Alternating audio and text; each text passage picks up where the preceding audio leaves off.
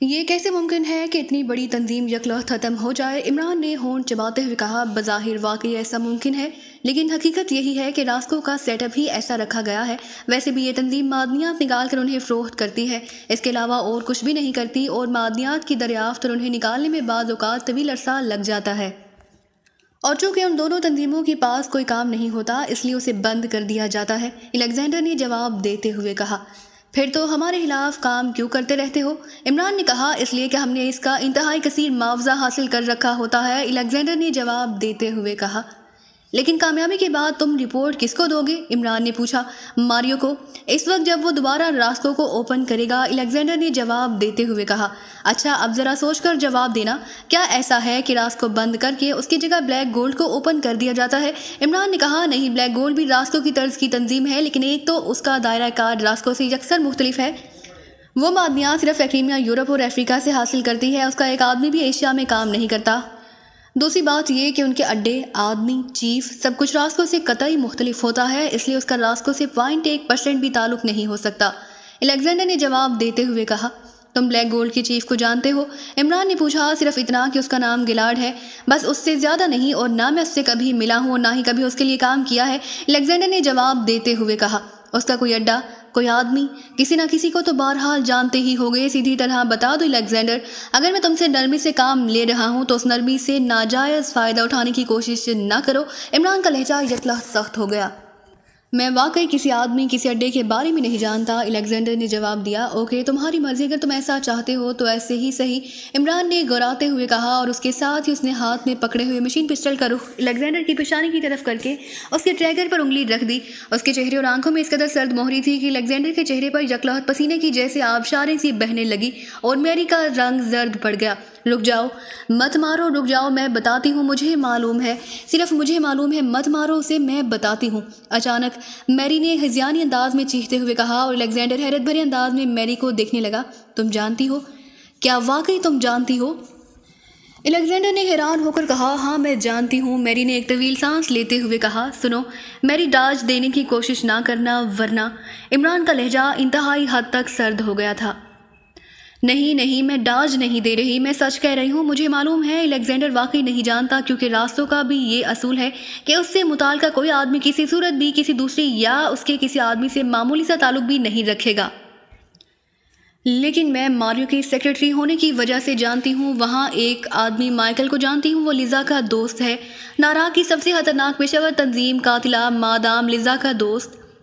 وہ Michael Gillard کا گہرا دوست ہے، اس کے تعلقات ماریو سے بھی ہیں، وہ انتہائی خطرناک آدمی سمجھا جاتا ہے، کبھی کبھی سامنے آتا ہے، لیکن لیزا کا بہترین دوست ہے۔ وہ جرائم کا بکی ہے، لیکن وہ جرائم پیشہ افراد کے لیے کام بک کرتا ہے، اس سے تمہیں گلارڈ اور بلیک گولڈ کے بارے میں سب کچھ معلوم ہو سکتا ہے، میری نے تیز تیز لہجے میں کہا۔ کہاں رہتا ہے وہ؟ عمران نے پوچھا۔ اس کا پتہ کوئی نہیں جانتا، صرف اس پوری دنیا میں کوئی اگر جانتا ہے تو صرف لیزا جانتی ہوگی، میری نے کہا۔ یہ بھی سن لو کہ ماریو نے میرے علاوہ مادام لیزا کے گروپ کو بھی تمہارے پیچھے لگایا ہوا ہے، الیگزینڈر نے کہا۔ یہ مادام لیزا کہاں رہتی ہے؟ عمران نے ہونٹ بھینچتے ہوئے کہا۔ لیزا ہاؤس میں، میری نے جواب دیتے ہوئے کہا، اور ساتھ اس نے لیزا ہاؤس کا پورا پتہ بھی بتا دیا۔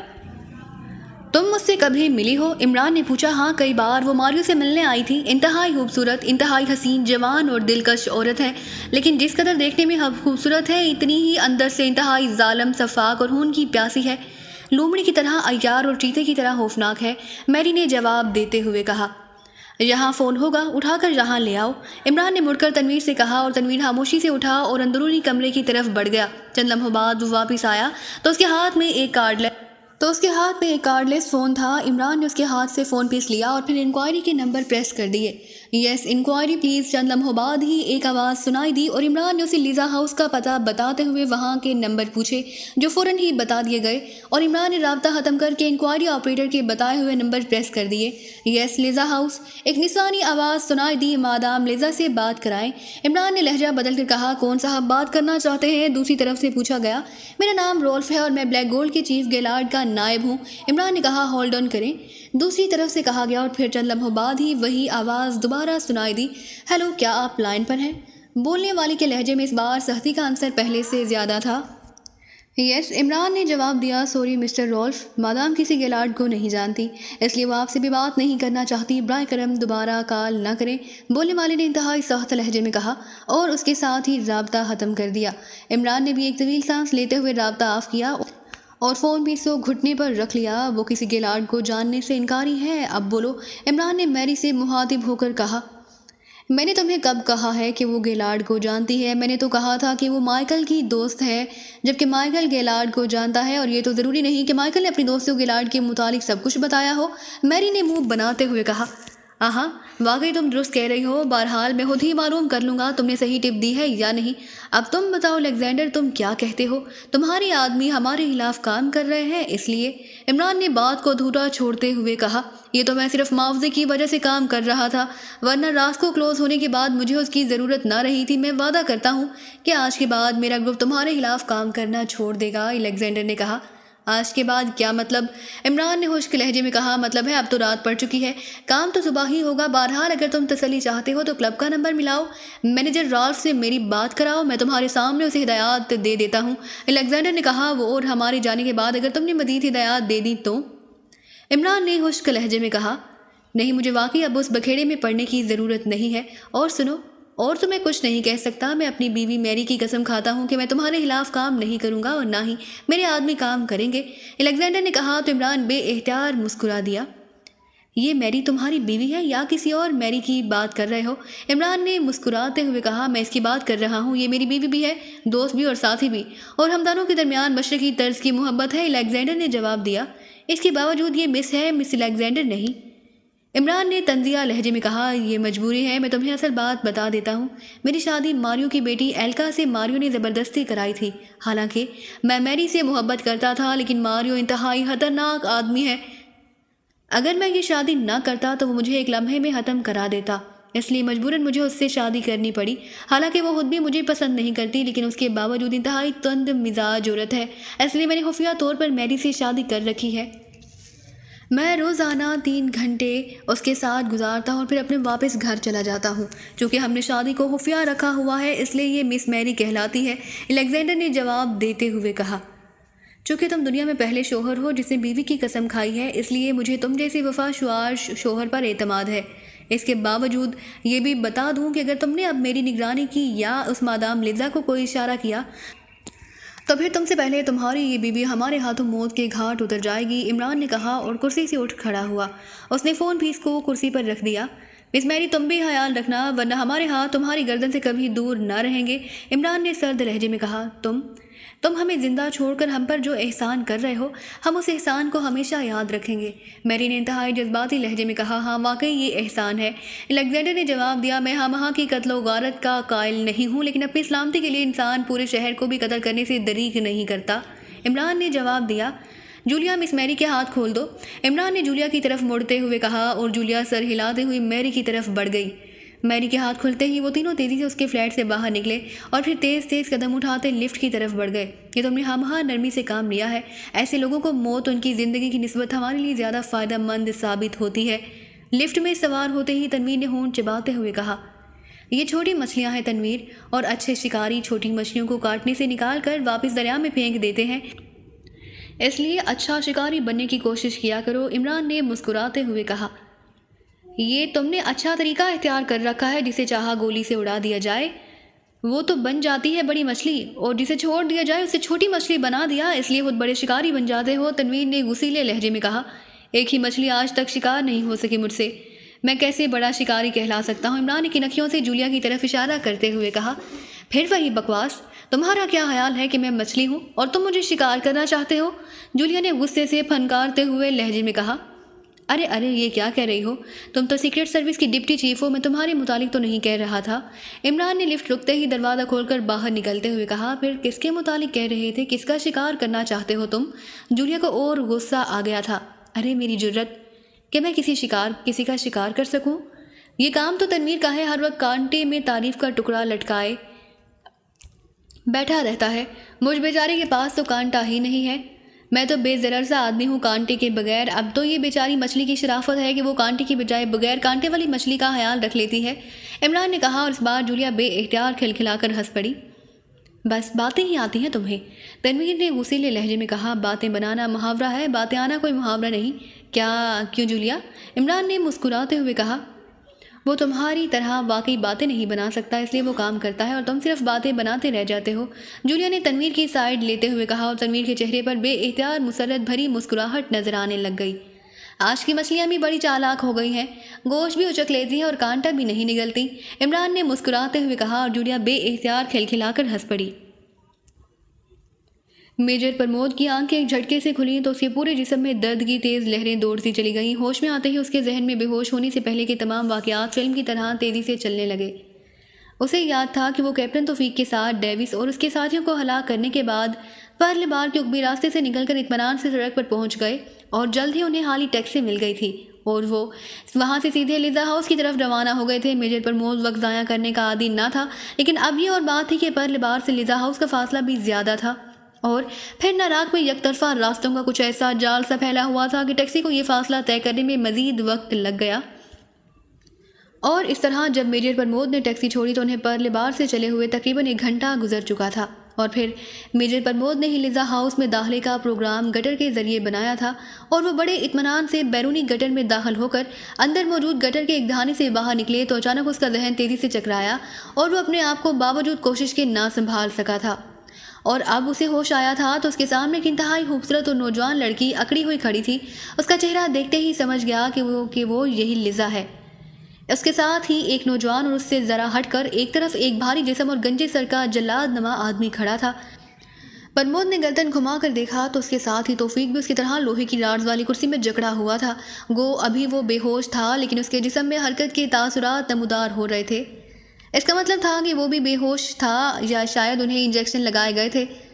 तो तुम हो बुल्गारिया के वो मशहूर डी एजेंट मेजर प्रमोद जिसके कारनामों की बड़ी धूमें पूरी दुनिया में फैली हुई हैं।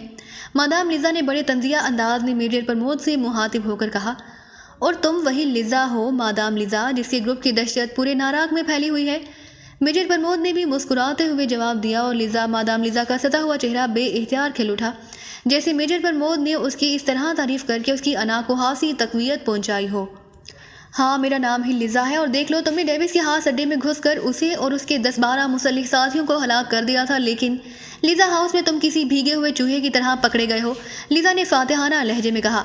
भीगे हुए चूहे वाली मिसाल बड़ी खूबसूरत है, वाकई गटर से गुजरते हुए हम भीगे हुए चूहे ही बन गए थे, लेकिन मेजर प्रमोद ने फिक्रा अधूरा छोड़ दिया जानबूझकर। अब सीक्रेट एजेंटों की तरह मुझे लेकिन के बाद कोई कहानी सुनाने की कोशिश ना करना, मैं ऐसी बातों में कभी नहीं आया करती। मेरा नाम लिजा है और तुम जैसे डी एजेंट मुझे राज नहीं दे सकते, मादाम लिजा ने मुंह बनाते हुए कहा और मेजर प्रमोद बेइख्तियार खिलखिलाकर हंस पड़ा। बहुत हो, तुम्हारे मुतालिक जैसा मैंने सुना था तुम बिल्कुल वैसे ही हो, तेज़ तरार, खूबसूरत, दिलकश और ज़हीन। वैसे अगर तुम उसे खुशामद ना समझो तो मैं ये कहने पर मजबूर हूँ कि इस कदर खासियतें मैंने कम ही किसी औरत में बैक वक्त देखी हैं। मेजर प्रमोद ने हंसते हुए जवाब दिया। रोजर, मादाम लिजा ने यकलख्त साथ खड़े नौजवान से मुहातिब होकर कहा। यस मादाम, रोजर ने चौंक कर मोदबाना लहजे में जवाब दिया। इसका इत्मीनान बता रहा है कि उसे अपने मजीद साथियों का इंतजार है, तो बाहर जाकर चेकिंग करो और अगर उनका कोई साथी नजर आए तो उसे भी यहाँ ले आओ। मादाम ने रोजर से मुहातिब होकर तहकुमाना लहजे में कहा और रोजर असबात में सर हिलाता हुआ तेजी से कमरे से बाहर निकल गया। हाँ तो मेजर प्रमोद, अब तुम मुझे ये बताओ कि तुमने यहाँ आकर क्या क्या कारनामे सरंजाम दिए हैं। मैं तुम्हारी ज़ुबानी तुम्हारे कारनामे सुनना चाहती हूँ। मादाम लिजा ने एक तरफ रखी हुई कुर्सी घसीट कर मेजर प्रमोद के सामने रखकर उस पर बैठते हुए पूछा। सबसे बड़ा कारनामा तो यही है कि मैं तुम तक पहुँच गया हूँ और अब तुम मुझे बताओगे कि रास्तों का चीफ मारियो कहाँ है। प्रमोद के लहजे में और ज़्यादा इत्मीनान भर गया था क्योंकि उसने उसी दौरान उस कुर्सी की टेक्निक को चेक करने की कोशिश जारी रखी थी और खुद उसने मादाम लिजा को बातों में उलझा लिया था।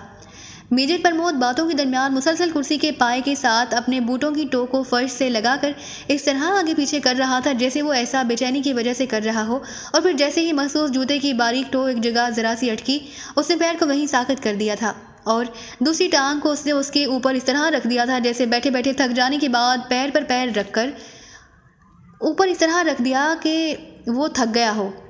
और ये काम उसने इस वक्त सरंजाम दिया था जब मादाम लिजा गर्दन मोड़कर रोजर को उसके साथियों को चेकिंग का हुक्म दे रही थी।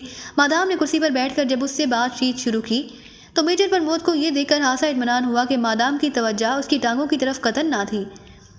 वो मुसलसल उसका चेहरा ही देख रही थी और अब उस कुर्सी की गिरफ्त से निकलना उसके लिए कोई मसला ना था। لیکن وہ چاہتا تھا کہ مادام لیزا کو یہی تاثر دے کہ وہ بے بس ہے، اس سے جس قدر زیادہ معلومات حاصل کر سکے حاصل کر لے۔ تمہارے لہجے میں لمحہ بہ لمحہ اطمینان زیادہ ہوتا چلا جا رہا ہے۔ کیا تمہارا خیال ہے کہ میں تمہیں زندہ چھوڑ دوں گی؟ لیزا نے منہ بناتے ہوئے کہا، مجھے ایسی کوئی خوش فہمی نہیں ہے مادام لیزا، لیکن شروع سے ہی میری فطرت ایسی ہے کہ مجھے کبھی موت سے خوف نہیں محسوس ہوا۔ مجھے یقین ہے کہ جو لمحہ میری موت کا مقرر ہے وہ ٹل نہیں سکتا، اور جب تک وہ لمحہ نہیں آتا دنیا کی کوئی طاقت مجھے مار نہیں سکتی۔ اور بچپن میں ایک بزرگ نے مجھے بتایا تھا کہ تمہارا بڑھاپا بڑا شاندار گزرے گا، اور ابھی میں بوڑھا نہیں ہوا، اس لیے مجھے یقین ہے کہ ابھی وہ لمحہ نہیں آیا جس لمحے میں نے مرنا ہے۔ میجر پرمود نے مسکراتے ہوئے کہا، او واقعی مشرقی لوگ انتہائی سادہ لوگ ہوتے ہیں۔ آج تمہاری باتیں سن کر مجھے اس بات کا یقین سا ہو گیا ہے۔ اگر تم جیسا ڈی ایجنٹ ایسی سادہ لوہی کی بات کر سکتا ہے تو پھر عام لوگوں کا کیا حال ہوگا؟ تمہاری موت کا لمحہ میری مٹھی میں جکڑا ہوا ہے، میں جب چاہوں اپنی مٹھی کھول کر وہ لمحہ تم پر وارد کر سکتی ہوں۔ اس بار لیزا نے منہ بناتے ہوئے ناگوار سے لہجے میں کہا، اور میجر پرمود بے اختیار طنزیہ انداز میں ہنس پڑا۔ موت زندگی اگر انسانوں کے بس میں ہوتی تو شاید اس کرۂ ارض پر اب تک ایک آدمی بھی زندہ نظر نہ آتا۔ مادام لیزا، تم اس بات کو چھوڑو اور مجھے بتاؤ کہ ماریو کہاں ہے؟ میجر پرمود نے منہ بناتے ہوئے کہا، ماریو کے متعلق اب کوئی نہیں جانتا کہ وہ کہاں ہوگا اور کس ہولی میں ہوگا، کیونکہ راسکو کلوز ہو چکی ہے، اس لیے تم اب ماریو کو اور راسکو کو بھول جاؤ۔ لیزا نے منہ بناتے ہوئے جواب دیا، جبکہ ڈیوڈ نے مجھے بتایا تھا کہ تم اس کے بارے میں جانتی ہوگی۔ میجر پرمود نے جواب دیتے ہوئے کہا، نہیں، یہ اس کی غلط فہمی تھی، میں واقعی اس کے بارے میں کچھ نہیں جانتی۔ اب تم مجھے یہ بتاؤ کہ تمہارا یہاں مشن کیا صرف راسکو کا خاتمہ ہے یا کوئی اور مشن بھی ہے؟ لیزا نے جواب دیا، بلغاریہ سے انتہائی قیمتی معدنیات چوری کی گئی ہے، اور یہاں آ کر مجھے یہی معلوم ہوا ہے کہ یہ چوری راسکو نے کی ہے، اور راسکو اس لیے کلوز کی گئی ہے کہ وہ میری کارروائی سے ڈر گئی تھی، لیکن میں اپنے ملک کے دشمنوں کو پاتال سے بھی نکال لینے کا عزم رکھتا ہوں، اور ایسے ہی ہوگا۔ راسکو اور اس کے چیف ماریو کو بہرحال میرے ہاتھوں سے مرنا پڑے گا، ہر صورت میں اور ہر قیمت پر۔ میجر پرمود کا لہجہ یکلخت بدل گیا۔ گڈ ہاتھ سے جیدار آدمی ہو، ان حالات میں بھی ایسی باتیں کر رہے ہو، لیکن مجھے افسوس ہے میجر پرمود، اب واقعی تمہاری موت کا لمحہ آ ہی گیا ہے۔ مادام لیزا نے منہ بناتے ہوئے کہا، اور اس کے ساتھ ہی وہ یکلخت کرسی سے اٹھ کھڑی ہوئی۔ تمہارا جو جی چاہے کرتی رہنا، میں تو ظاہر ہے تمہیں روکنے کی پوزیشن میں نہیں ہوں، لیکن میری صرف ایک بات کا جواب دے دو کہ کیا تم واقعی ماریو کے بارے میں جانتی ہو کہ وہ اس وقت کہاں ہوگا؟ میجر پرمود نے اسی طرح مطمئن لہجے میں کہا، لیکن اس کے ساتھ اس نے پہلے بوٹ کی مڑے ہوئے حصے پر دوسرے پیر کو اٹھا کر مار دیا، اور محسوس انداز کی ضرب لگتے اس کے بوٹ کی ٹو سے ایک باریک چھری بغیر کسی آواز کے باہر نکلی، اور پرمود نے پیر کو ذرا سا ہلا کر چیک کر لیا کہ یہ تیز چھری کسی تار کے اندر الجھی ہوئی ہے۔ میں نہیں جانتی، لیزا نے منہ بناتے ہوئے جواب دیا، کیا واقعی تم سچ کہہ رہی ہو؟ جبکہ ڈیوڈ تو کہہ رہا تھا کہ تم اس پورے ناراگ میں واحد شخصیت ہو جو جانتی ہو۔ میجر پرمود نے مسکراتے ہوئے کہا، میں اپنی بات دہرانے کی قائل نہیں ہوں میجر پرمود، اور اب میری انگلی کی طرف دیکھو، ابھی یہ حرکت کرے گی اور تم پر موت وارد ہو جائے گی۔ البتہ مرنے سے پہلے اس بزرگ کو ضرور یاد رکھنا جسے تمہارا بڑھاپا شاندار گزرنے کی بات کی تھی۔ مادام لیزا نے انتہائی طنزیہ لہجے میں کہا، ٹھیک ہے، ضرور یاد کروں گا، بلکہ تمہیں بھی یاد کراؤں گا۔ پرمود نے انتہائی ٹھنڈے لہجے میں کہا، اور اس کے ساتھ ہی اس نے پیر کو ایک زوردار جھٹکا دیا، تو کھٹاک کھٹاک کی تیز آوازوں کے ساتھ اس کے بازوؤں اور جسم کے گرد موجود لوہے کے رارز یکلخت غائب ہو گئے، اور پھر پلک جھپکنے سے بھی کم عرصے میں میجر پرمود کسی چیتے کی طرح اچھلا، اور دوسرے لمحے لیزا چیختی ہوئی اس کے ہاتھوں میں اٹھی اور ایک دھماکے سے اس گنجے جالات سے جا ٹکرائی جو حیرت بھرے انداز میں خاموش کھڑا یہ سب کچھ ہوتا دیکھ رہا تھا۔ مادام لیزا کے اس طرح اچانک ٹکرانے سے وہ بھی چیختا ہوا پشتی بل ایک دھماکے سے نیچے گرا۔ ریوالور مادام لیزا کے ہاتھوں سے نکل کر دور جا گرا تھا، لیکن وہ اس گنجے جالات سے ٹکرا کر جیسے ہی نیچے گری یکلخت اس نے کلا بازی کھائی اور ایک لمبا جمپ لے کر سیدھی اسی طرف کو ہو گئی جہاں اس کا ریوالور گرا تھا۔ وہ واقعی انتہائی پھرتیلی اور چست لڑکی تھی، لیکن دوسرے لمحے مشین پسٹل کی تڑتڑاہٹ کے ساتھ ہی گنجے جالات کی چیخیں کمرے میں گونجی، اور ریوالور کو جھپٹ کر مادام لیزا بھی مڑنے ہی لگی تھی کہ ایک بار پھر تڑتڑاہٹ کی آوازوں کے ساتھ ہی اس کے حلق سے نکلنے والی چیخیں فضا میں گونجتی چلی گئی۔ ریوالور اس کے ہاتھوں سے نکل کر کافی آگے جا گرا تھا اور اس کی نال پچک گئی تھی، جبکہ مادام لیزا لاشعوری طور پر اب اپنے ہاتھ کو جھٹک رہی تھی جس میں ایک لمحہ پہلے ریوالور موجود تھا۔ اب اٹھ کر کھڑی ہو جاؤ مادام لیزا، ورنہ اس بار گولیاں تمہاری خوبصورت جسم میں یقیناً داخل ہو جائیں گی۔ میجر پرمود کا لہجہ بے حد کرہ تھا۔ تم نے کیسے یہ راڈز ہٹا لیے؟ یہ سب کیسے ہو گیا؟ مادام لیزا نے دونوں ہاتھ اٹھا کر سر پر رکھتے ہوئے حیرت بھرے لہجے میں کہا، اور ساتھ ہی وہ اٹھ کر کھڑی ہو گئی۔